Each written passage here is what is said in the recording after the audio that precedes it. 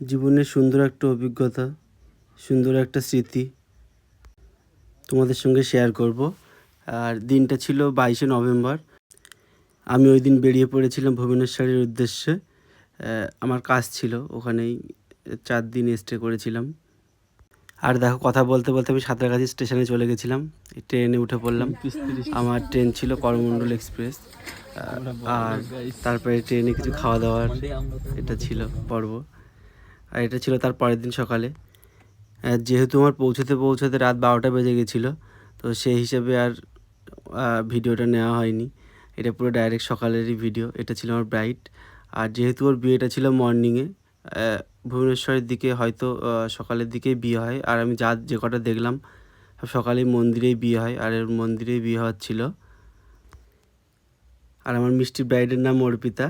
তো সকালে যেহেতু ওর 9টার মধ্যে রেডি করার কথা ছিল, তো সেই হিসেবেই খুব সকাল সকাল কাজটাই শুরু করে দিয়েছিলাম।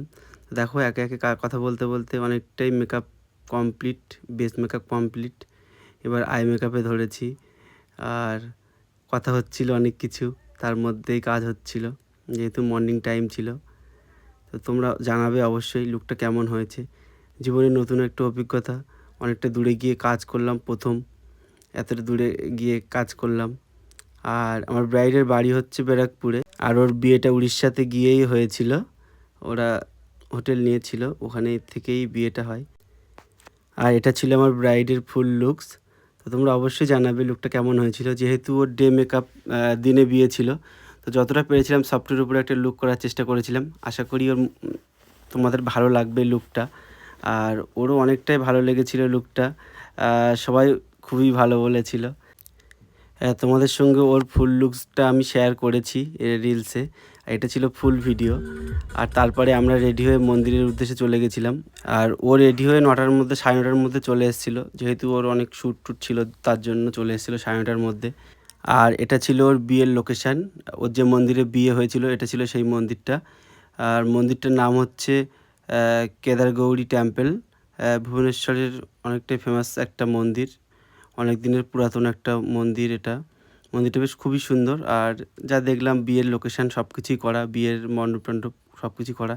এখানে কন্টিনিউ বিয়ে হয়, প্রায় লগ্ন থাকলেই অনেক বিয়ে হয়।